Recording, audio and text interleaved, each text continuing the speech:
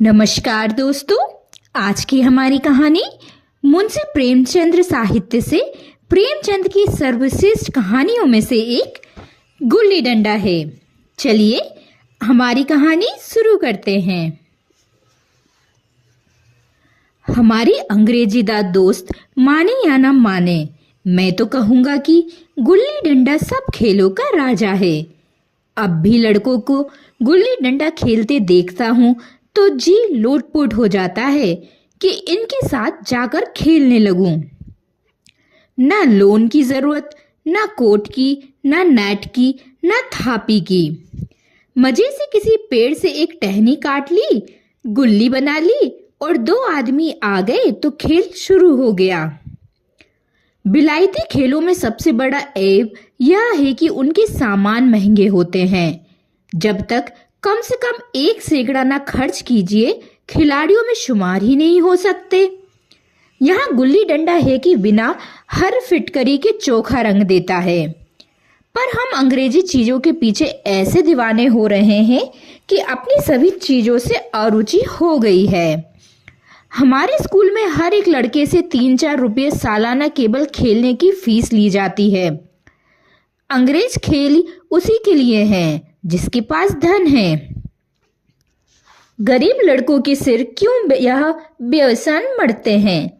ठीक है, गुल्ली से आंख फूट जाने का भय रहता है, तो क्या क्रिकेट से सिर फूट जाने, तिल्ली फट जाने, टांग टूट जाने का भय नहीं रहता? अगर हमारे माथे में गुल्ली का दाग आज तक बना हुआ है तो हमारे कई दोस्त ऐसे हैं जो थापी को बैसाखी से बदल बैठे। खैर, यह अपनी अपनी रुचि है। मुझे गुल्ली सब खेलों से अच्छी लगती है और बचपन की मीठी स्मृतियों में गुल्ली ही सबसे मीठी है। वह प्रातःकाल घर से निकल जाना, वह पेड़ पर चढ़कर टहनियां काटना और गुल्ली डंडा बनाना, वह उत्साह, वह लगन, वह खिलाड़ियों के जमघट, वह पदना और पदाना, वह लड़ाई झगड़े जिसमें छूत अछूत, अमीर गरीब का बिल्कुल भेद न रहता था, जिसमें अमीराना चोचले की, प्रदर्शन की, अभिलाषा की गुंजाइश ही ना थी। उस वक्त भूलेगा जब। घर वाले बिगड़ रहे हैं, पिताजी चौके पर बैठे बेग से रोटियों पर अपना क्रोध उतार रहे हैं, अम्मा की दौड़ केवल द्वार तक है, लेकिन उनकी विचारधारा में मेरा अंधकारमय भविष्य टूटी हुई नौका की तरह डगमगा रहा है और मैं ही हूँ कि पदाने में मस्त हूँ। ना नहाने की शुद्ध है, ना खाने की। गुल्ली है तो जरा सी, पर उसमें दुनिया भर की मिठाइयों की मिठास और तमाशों का आनंद भरा हुआ है। मेरे हमजोलियों में एक लड़का गया नाम का था। मुझसे 2-3 साल बड़ा होगा। दुबला पतला, बंदरों की सी लंबी लंबी पतली पतली उंगलियां, बंदरों की ही सी चपलता झल्लाहट। गुल्ली कैसी ही हो, उस पर इस तरह लपकता था जैसे छिपकली कीड़ों पर लपकती है। मालूम नहीं उसके माँ बाप थे या नहीं, कहाँ रहता था, क्या खाता था, पर था हमारी गुल्ली क्लब का चैंपियन। जिसकी तरफ वह आ जाए उसकी जीत निश्चित ही थी।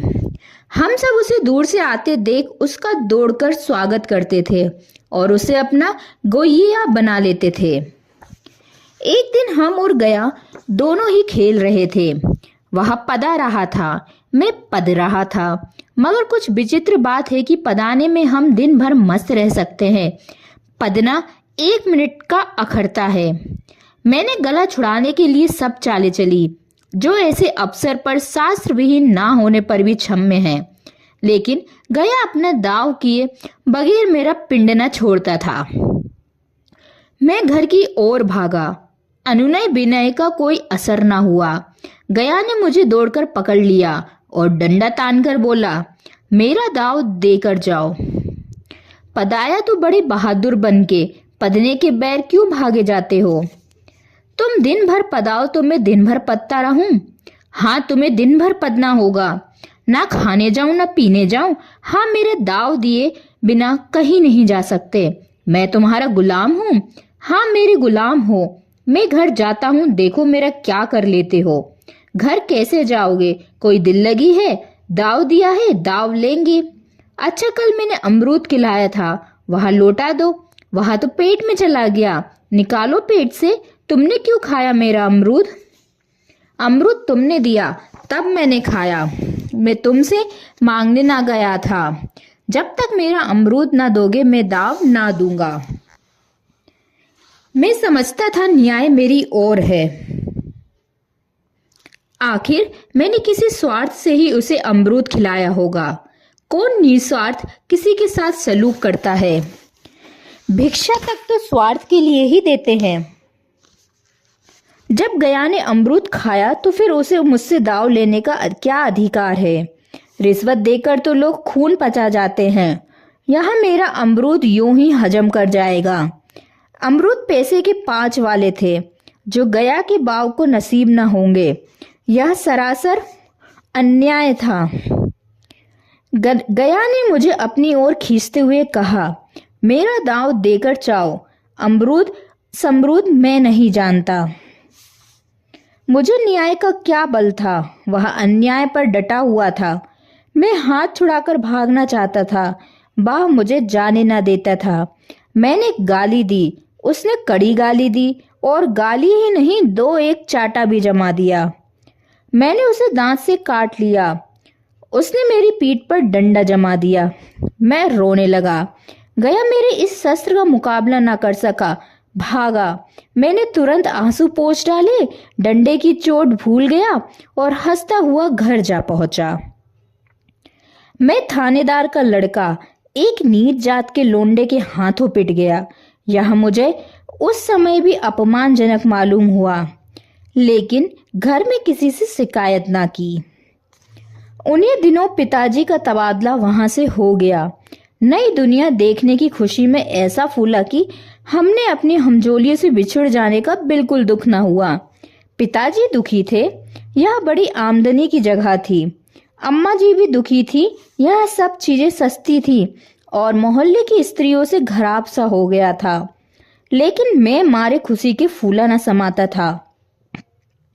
लड़कों से जीट उड़ा रहा था कि वहां घर ऐसे थोड़े ही होते हैं, ऐसे ऐसे ऊंचे घरे की आसमान से बात करते हैं। वहां के अंग्रेजी स्कूल में कोई मास्टर लड़के को पीटे तो उसे जेल हो जाए। मेरे मित्रों की फैली हुई आंखें और चकित मुद्रा बतला रही थी कि मैं उनकी निगाह में कितना ऊंचा उठ गया हूँ। बच्चों में मिथ्या को सत्य बना लेने की वह शक्ति है जिसे हम जो सत्य को मिथ्या बना लेते हैं क्या समझेंगे। उन बेचारों को मुझसे कितनी स्पर्धा हो रही थी। मानो कह रहे थे, तुम भाग्यवान हो भाई, जाओ, हमें तो इसी उजाड़ ग्राम में जीना भी है और मरना भी। 20 साल गुजर गए। मैंने इंजीनियरिंग पास की और उसी जिले का दौरा करते हुए उसी कस्बे में पहुंचा और डाक बंगले में ठहरा।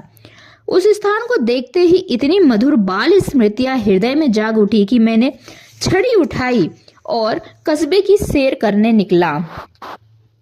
आंखें किसी प्यासे पथिक की भांति बचपन के उन कीर्ण स्थलों को देखने के लिए व्याकुल हो रही थीं, पर उसी परिचित नाम के सिवा वहां और कुछ परिवर्तन ना था।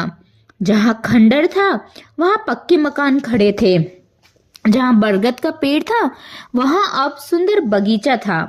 स्थान का कायापलट हो गया था। अगर उसके नाम और स्थिति का ज्ञान ना होता तो मैं इसे पहचान भी ना सकता।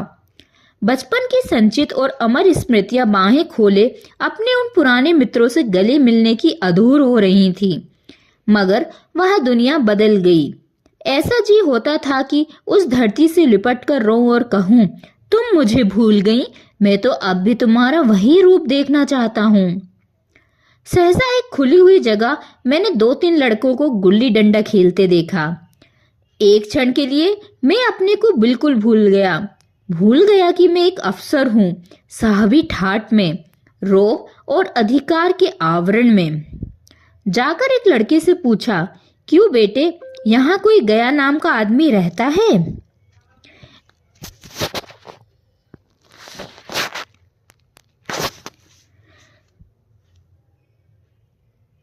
एक लड़के ने गुल्ली डंडा समेटकर सहसे हुए स्वर में कहा, कौन गया? गया चमार?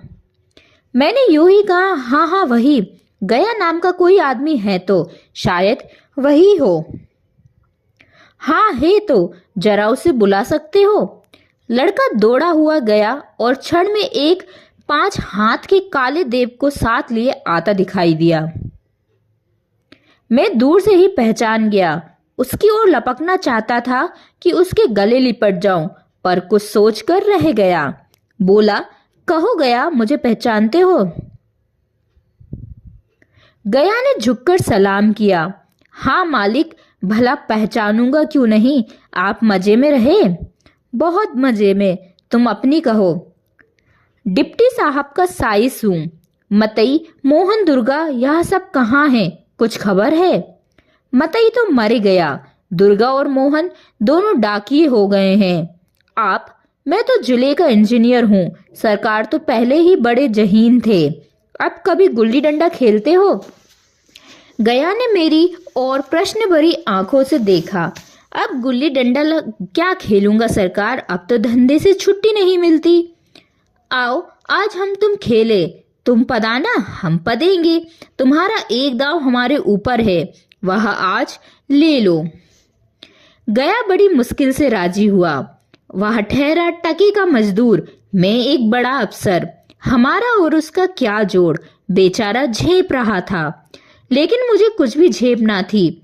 इसलिए नहीं कि मैं गया के साथ खेलने जा रहा था, बल्कि इसलिए कि लोग इस खेल को अजूबा समझकर इसका तमाशा बना लेंगे और अच्छी खासी भीड़ लग जाएगी। उस भीड़ में वह आनंद कहाँ रहेगा? पर खेले बगैर तो रहा नहीं जाता था। आखिर निश्चय हुआ कि दोनों जने बस्ती में बहुत दूर एकांत में जाकर खेलें। वहां कोई देखने वाला बैठा होगा। मजे से खेलेंगे और बचपन की उस मिठास को खूब रस ले लेकर खाएंगे। मैं गया को लेकर डाक बगले आया और मोटर में बैठकर दोनों मैदान की ओर चले। साथ में एक कुल्हाड़ी ले ली। मैं गंभीर भाव धारण किए था, लेकिन गया इसे अभी तक मजाक ही समझ रहा था। फिर भी उसके मुख पर उत्सुकता या आनंद का कोई चिन्ह ना था। शायद वह हम दोनों में जो अंतर हो गया था, वही सोचने में मग्न था। मैंने पूछा, तुम्हें कभी हमारी याद आती थी गया? सच कहना। गया झेपता हुआ बोला, मैं आपको क्यों याद करता हुजूर, किस लायक हूँ। भाग में आपके साथ कुछ दिनों तक खेलना बदा था, नहीं मेरी क्या गिनती। मैंने कुछ उदास होकर कहा, लेकिन मुझे तो बराबर तुम्हारी याद आती थी। तुम्हारा वह डंडा जो तुमने तान कर जमाया था, याद है ना? गया ने पछताते हुए कहा, वह लड़कपन था सरकार, उसकी याद ना दिलाओ। वह मेरे बाल जीवन की सबसे रसीली याद है। तुम्हारे उस डंडे में जो रस था, वह तो अब न आदर सम्मान में पाता हूँ, न धन में। कुछ ऐसी मिठास थी उसमें कि आज तक उससे मीठा मन होता रहता है। इतनी देर में हम बस्ती से कोई 3-4 मील निकल आए। चारों तरफ सन्नाटा है। पश्चिम की ओर कोसों तक भीमताल फैला हुआ है, जहां आकर हम किसी समय कमल पुष्प तोड़ ले जाते थे और उसके झुमके बनाकर कानों में डाल लेते थे। सेठ जेठ की संध्या केसर में डूबी चली आ रही है। मिल्ला कप पर एक पेड़ पर चढ़ गया और एक टहनी काट ले आया। चटपट गुल्ली डंडा बन गया। खेल शुरू हो गया। मैंने गुच्छी में गुल्ली रखकर उछाली। गुल्ली गया के सामने से निकल गई। उसने हाथ लपकाया जैसे मछली पकड़ रहा हो। गुल्ली उसके पीछे जाकर गिरी। यह वही गया है जिसके हाथों में गुल्ली जैसे अपने आप ही जाकर बैठ जाती थी। वह दाहिने बाइने कहीं हो। गुल्ली उसके हाथों हथेलियों में ही जा पहुंचती थी, जैसे गुल्लियों पर वशीकरण डाल देता हो। नई गुल्ली, पुरानी गुल्ली, छोटी गुल्ली, बड़ी गुल्ली, नोकदार गुल्ली, सपाट गुल्ली, सभी उससे मिल जाती थीं। जैसे उसके हाथों में कोई चुंबक हो जो गुल्लियों को खींच लेता हो।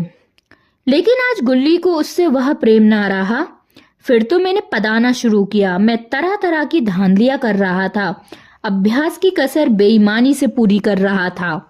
हुच जाने पर भी डंडा खेले जाता था। हालांकि शास्त्र के अनुसार गया की बारी आनी चाहिए थी। गुल्ली पर ओछी चोट पड़ती और वह जरा दूरी पर गिर पड़ती तो मैं झपक कर उठा लेता और दोबारा टाड़ लगाता। गया ये सारी बेकायदियां देख रहा था पर कुछ ना बोलता था, जैसे उसे वह सब कायदे कानून भूल गए।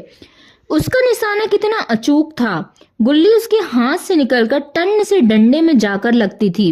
उसके हाथ से छूटकर उसका काम था डंडे से टकरा जाना, लेकिन आज वह गुल्ली डंडे में लगती ही नहीं। कभी दाहिने जाती है, कभी बाएं, कभी आगे, कभी पीछे। आधा घंटा पदाने के बाद एक बार गुल्ली डंडे में आ लगी। मैंने ध्यान ली कि गुल्ली में डंडी नहीं लगी। बिल्कुल पास से गई लेकिन लगी नहीं। गया ने किसी प्रकार का असंतोष नहीं प्रकट किया।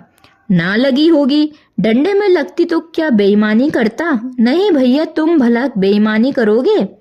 बचपन में मजाल था कि मैं ऐसा घपला करके जीता बचता। यही गया गर्दन पर चढ़ बैठता, लेकिन आज उसे कितनी आसानी से धोखा दिए चला जाता है। गधा है, सारी बातें भूल गया। सहसा गुल्ली डंडी में लगी और इतने जोर से लगी जैसे बंदूक छूटी हो। इस प्रमाण के सामने अब किसी तरह की धांधली करने का साहस मुझे इस वक्त भी ना हो सका। लेकिन क्यों ना एक बार सच को झूठ बताने की चेष्टा करूं, हरज ही क्या है। मान गया तो वाह वाह, नहीं तो 4 हाथ पदना ही तो पड़ेगा। अंधेरे का बहाना करके जल्दी से गला छुड़ा लूंगा, फिर कौन दाव देने आता है। गया ने विजय के उल्लास में कहा, लग गई, टन से बोली। मैंने अनजान बनने की चेष्टा करके कहा, तुम्हें लगते देखा? मैंने नहीं देखा। टन से बोली है सरकार, और जो किसी ईंट से लग गई हो। मेरे मुख से यह वाक्य उस समय कैसे निकला, इसका मुझे खुद आश्चर्य है। इस सत्य को झुटलाना वैसा ही था जैसे दिन को रात बताना। हम दोनों ने गुल्ली को डंडे में जोर से लगते देखा था, लेकिन गया ने मेरा कथन स्वीकार कर लिया। हाँ, किसी ईंट में लग गई होगी। डंडे में लगती तो इतनी आवाज ना आती। मैंने फिर पदाना शुरू कर दिया, लेकिन इतनी प्रत्यक्ष धांधली कर लेने के बाद गया की सरलता पर मुझे दया आने लगी। इसलिए अब तीसरी बार गुल्ली डंडे में लगी तो मैंने बड़ी उदारता से दांव देना तय किया। गया ने कहा, अब तो अंधेरा हो गया है भैया, कल पर रखो। मैंने सोचा कल बहुत सा समय होगा, यहाँ ना जाने कितनी देर पदावे, इसलिए इसी वक्त मुआवला साफ कर देना अच्छा होगा। नहीं, अभी बहुत उजाला है, तुम अपना दाव ले लो, गुल्ली सूझेगी नहीं, कुछ परवाह नहीं। गया ने पदाना शुरू किया, पर उसे बिल्कुल अभ्यास ना था। उसने 2 बार टाड़ लगाने का इरादा किया, लेकिन दोनों बार ही हुच गया। 1 मिनट से कम में वह दाव पूरा कर चुका। बेचारा घंटा भर पदा, पर 1 ही मिनट में अपना दाव खो बैठा। मैंने हृदय की विशालता का परिचय दिया। एक दाव और खेल लो, तुम तो पहले ही हाथ में हुच गए। नहीं भैया, अब अंधेरा हो गया, तुम्हारा अभ्यास छूट गया, कभी खेलते नहीं। खेलने का समय कहाँ मिलता है भैया। हम दोनों मोटर पर जा बैठे और चिराग जलते जलते पड़ाव पर पहुंच गए। गया चलते चलते बोला, कल यही गुल्ली डंडा होगा, सभी पुराने खिलाड़ी खेलेंगे, तुम भी आओगे? जब तुम्हें फुर्सत हो तभी खिलाड़ियों को बुलाऊं। मैंने शाम का समय दिया और दूसरे दिन मैच देखने गया। कोई 10-10 आदमियों की मंडली थी। कई मेरे लड़कपन के साथी निकले, अधिकांश युवा थे जिन्हें मैं पहचान न सका। खेल शुरू हुआ। मैं मोटर पर बैठा बैठा तमाशा देखने लगा। आज गया का खेल, उसका वह निपुण देखकर मैं चकित रह गया। टाण लगाता तो गुल्ली आसमान से बातें करती। कल की सी वह झिझक, वह हिचकिचाहट, वह बेदिली आज ना थी। लड़कपन में जो बात थी आज उसने प्रौढ़ता प्राप्त कर ली थी। कहीं कल इसने मुझे इस तरह पदाया होता तो मैं जरूर रोने लगता। उसके डंडे की चोट खाकर गुल्ली 200 गज की खबर लाती थी। पदने वालों में एक युवक ने कुछ धांधली की। उसने अपने विचार में गुल्ली रोक ली थी। गया का कहना था गुल्ली जमीन में लगकर उछली थी। इस पर दोनों में ताल ठोकने की नौबत आ गई। युवक दब गया। गया का तमतमाया हुआ चेहरा देखकर डर गया। अगर वह दब ना जाता तो जरूर मारपीट हो जाती। मैं खेल में ना था, पर दूसरों की इस खेल में मुझे वही लड़कपन का आनंद आ रहा था जब हम सब कुछ भूलकर मस्त हो जाते थे।